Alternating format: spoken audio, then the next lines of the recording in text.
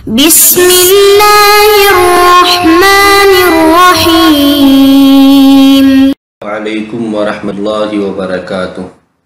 عزیز طلباء و طالبات، بسم اللہ الرحمن الرحیم۔ اسلامی علوم میں تحقیق کے اصول و ضوابط کا سبق نمبر 32 آج ہم پڑھ رہے ہیں۔ اس سبق کا عنوان ہے فن حدیث کے چند اہم مصادر۔ اس سبق کا پہلا حصہ ہم سبق نمبر 31 میں پڑھے ہیں اس عنوان کا کہ فن حدیث کے جو بڑے مصادر ہیں اور پھر ان کے اندر کئی ذیلی فنون ہیں۔ فن حدیث میں ہی کئی ذیلی فنون ہیں، تو ہر فن کے الگ الگ مصادر ہیں۔ اس اعتبار سے ہم نے الگ الگ اسباق ان فن حدیث کے سبق کو تین حصوں میں تقسیم کیا۔ پہلا حصہ ہم نے سبق نمبر 31 میں پڑھا، اب دوسرا حصہ ہم پڑھ رہے ہیں آج سبق نمبر 32 میں۔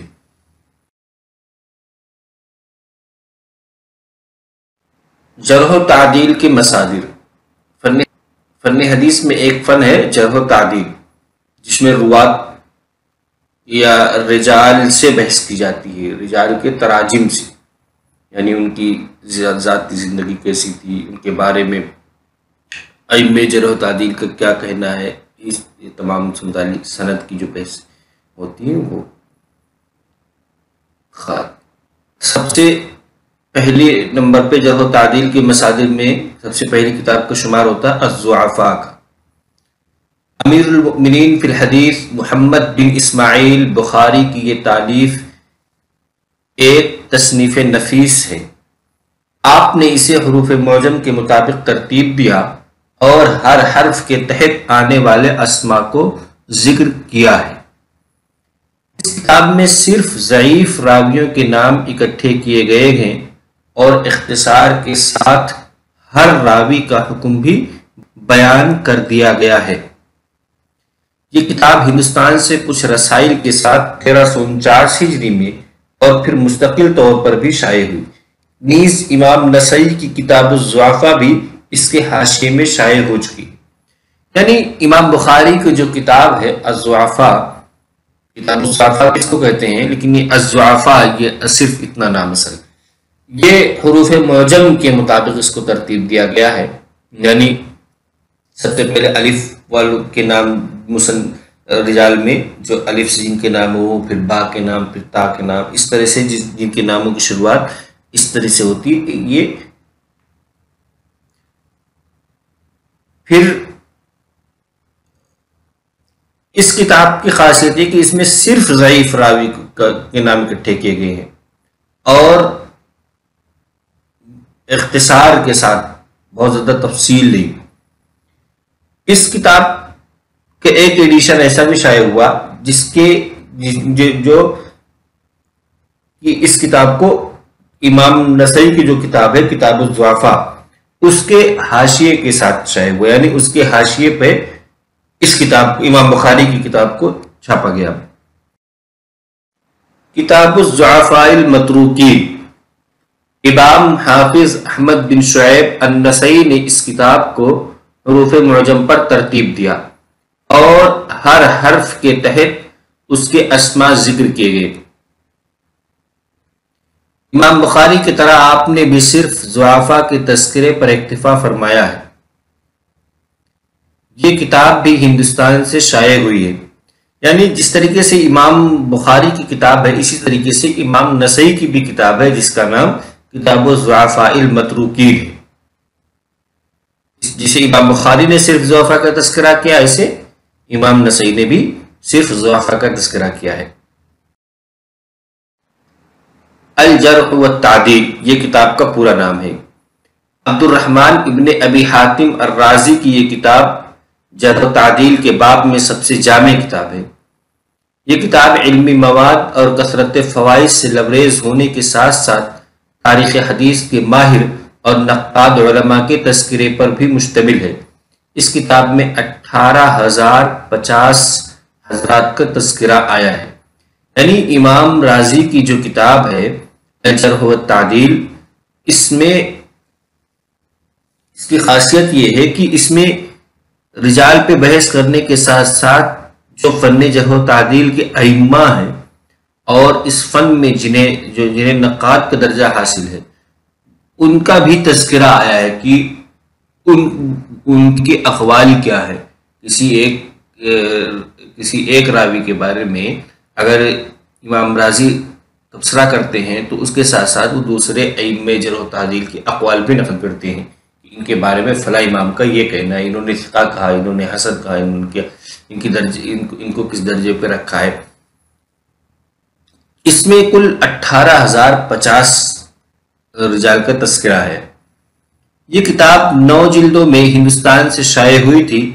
ان میں سے ایک جلد مقدمہ پر مشتمل ہے، یعنی 8 جلدیں، ایک جلد مقدمے کا ہے، جس میں روات کی چھان پھٹک کے ماہر محدثین کے تراجم اور اس علم سے متعلقہ ضروری قواعد بیان کیے گئے ہیں۔ یعنی اس علم کے جو اصول و ضوابط ہیں ان کو پہلے حصے میں بیان کیا گیا ہے جو اس کتاب کا مقدمہ ہے، اور اس کے ساتھ ساتھ جو اس نام ہیں ان کا بھی تذکرہ۔ میزان الاعتدال،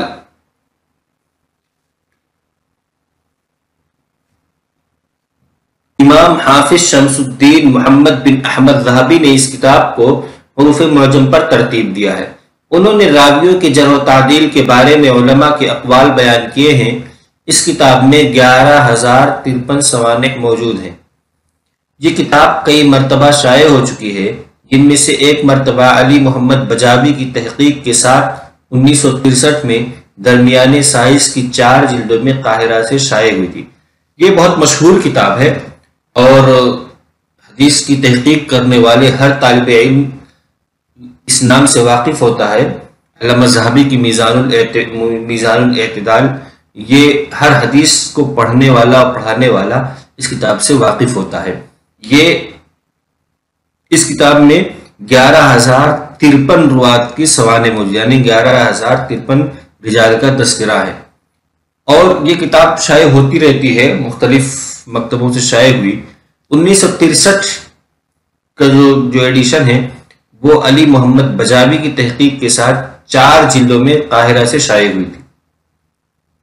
اس فن میں علامہ ذہبی کی ایک اور کتاب المغنی فی الضعفاء ہے، جو ڈاکٹر نور الدین عترقی کی تحقیق کے ساتھ حلب کے دارالمعارف سے درمیانی سائز کی 2 جلدوں میں شائع ہوئی تھی۔ یعنی علامہ ذہبی کی 2 کتابیں ہیں فن جرح و تعدیل میں، ایک میزان الاعتدال، ایک المغنی فی الضعفاء۔ المغنی فی الضعفاء یہ تو ضعفاء کے تذکرہ، اور یعنی اس میں صرف ضعفاء کا، جیسے کہ امام بخاری اور امام نسائی کی جو کتاب ہے یہ صرف ضعفاء کے بارے میں بحث کرتی ہے، اسی طریقے سے المغنی فی الضعفاء بھی ہے۔ لسان المیزان، علامہ ابن حجر اسقلانی نے اس کتاب میں ان حضرات کا تذکرہ کیا ہے جن کا ذکر علامہ ذہبی نے میزان الاعتدال میں نہیں کیا۔ آپ نے تقریباً 14,343 سوانح کا تذکرہ کیا ہے، یعنی یہ بھی علامہ ذہبی کی میزان الاعتدال کی طرح یہ بھی اسی درجے کی کتاب مانی جاتی ہے، بلکہ اس کو کہہ سکتے ہیں کہ یہ اس کا ایکسٹینڈ ہے، یعنی جہاں تک امام ذہبی نے رجال کا تذکرہ کیا تھا اس کے بعد جو رجال بچ گئے تھے ان کا تذکرہ جو ہے، ان کی سوانح اور ان کے تراجم کو امام ابن حجر اسقلانی نے اپنی کتاب لسان المیزان میں لکھا، اور وہ کل 14,343 رجال ہیں۔ یہ کتاب 1321 میں بڑے سائز کی 6 جلدوں میں ہندوستان سے شائع ہوئی تھی۔ یہ بہت ہی مشہور کتاب ہے، اور تقریباً جو حدیث کے بڑی کتابیں جو مکتبہ شائع کرتا ہے وہ ان کو بھی شائع کرتا ہے، اس لیے اس کی بہت ہی کہہ سکتے ہیں کہ بکثرت یہ کتاب شائع ہوتی رہتی ہے۔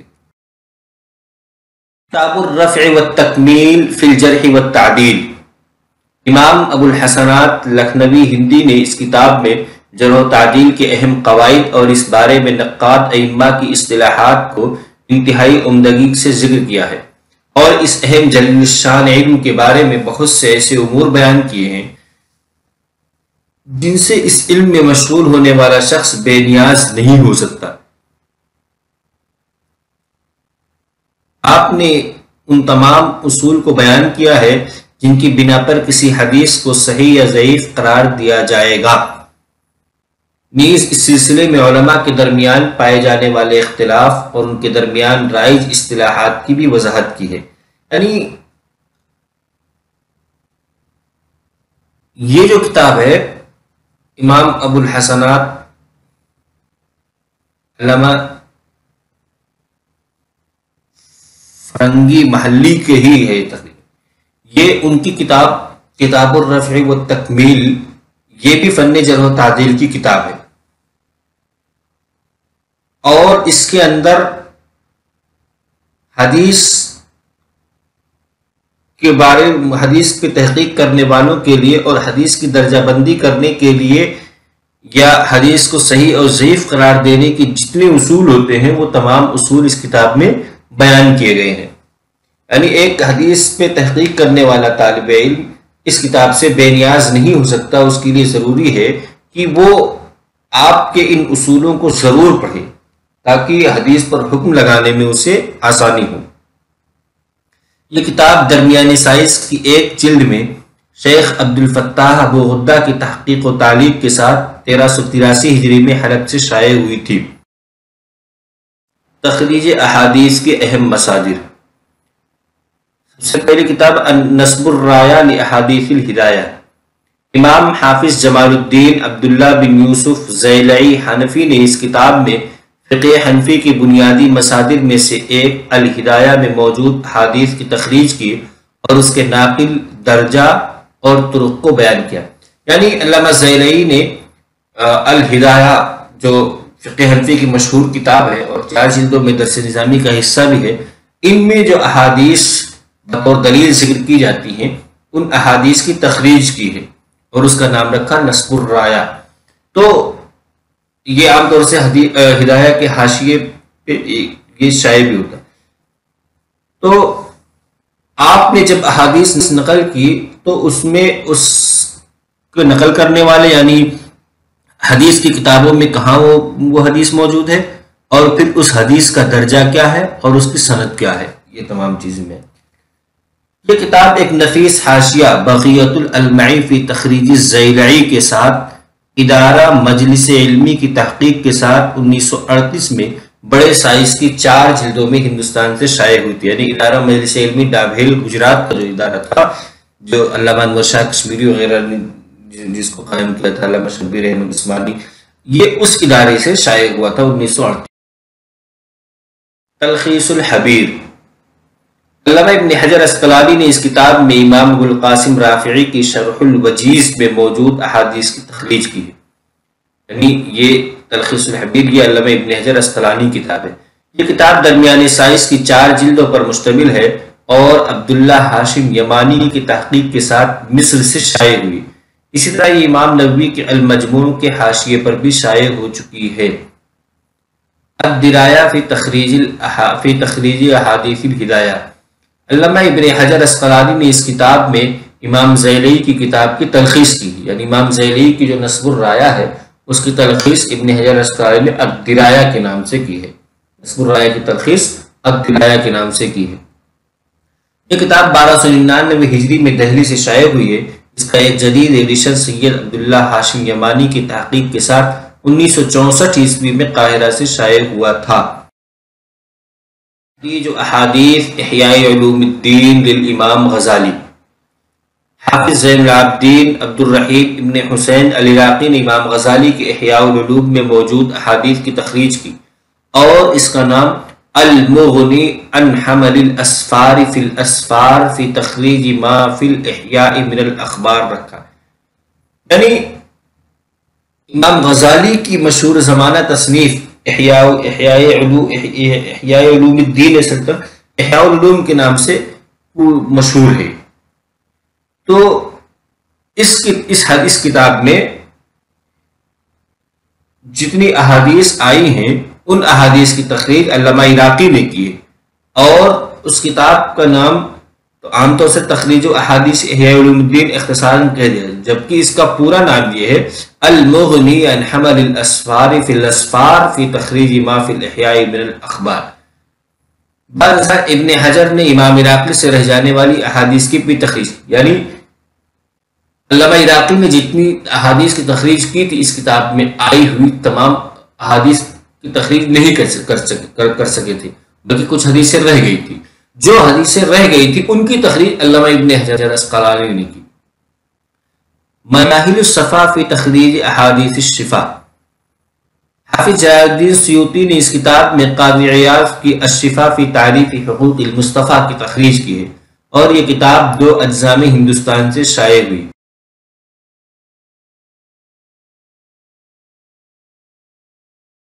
ہے کہ اس سبق میں ہم نے سب سے پہلے جرح و تعدیل کے جو مصادر ہیں ان کو پڑھا، پھر اس کے بعد تخریج احادیث کے چند مصادر کو پڑھا.